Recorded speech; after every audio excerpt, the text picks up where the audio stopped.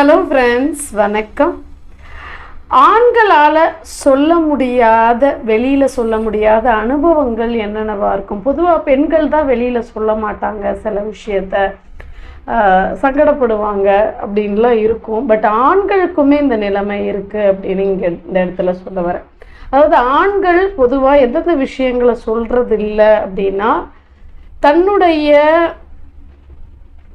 ஆண்மையில் எதனா சந்தேகமோ இல்லை ஒரு பெண்ணை திருப்திப்படுத்த முடியுமா அப்படின்ற பயமோ ஏற்பட்டால் அதை வெளியில் யார்கிட்டையும் சொல்லியோ இல்லை அந்த சந்தேகத்தை தீர்த்துக்கிறதுக்கோ மிகவும் சங்கடப்படுறாங்க, பயப்படுறாங்க.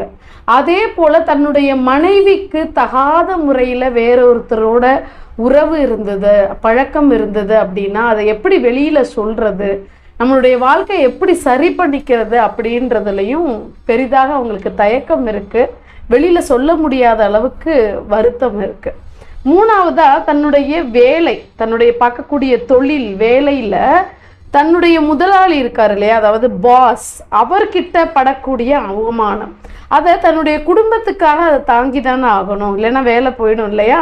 ஸோ அங்கே எவ்வளோ அவமானப்பட்டாலும் அசிங்கப்பட்டாலும் அதை வீட்டில் காமிச்சிக்கிறதே கிடையாது. ஸோ அதுவுமே ஆண்கள் தன்னுடைய மனசுக்குள்ளேயே வச்சுக்கிறாங்க அப்படின்னு சொல்லலாம். நாலாவதாக ஒரு விஷயம், தனக்குன்னு ஒரு ஆசை இருக்கும், தனக்குன்னு ஒரு பொருள் மேலேயோ ஒரு பொண்ணு மேலேயோ இல்லை தனிப்பட்ட வாழ்க்கை மேலேயோ இப்படி ஆகணும் அப்படி ஆகணுன்ற ஆசைகள்லாம் விடுத்து தன்னுடைய குடும்பத்துக்காக தன்னுடைய ஆசைகளை மாற்றிக்கிட்ட விஷயங்களை வெளியில் மறைக்கிறாங்க. ஸோ தியாகம் பண்ண விஷயங்கள் அதை கூட ஆண்கள் மறைச்சிட்டு அதை தன்னை சகிச்சுட்டு பண்ணிக்கிறாங்க அப்படின்னு சொல்லலாம்.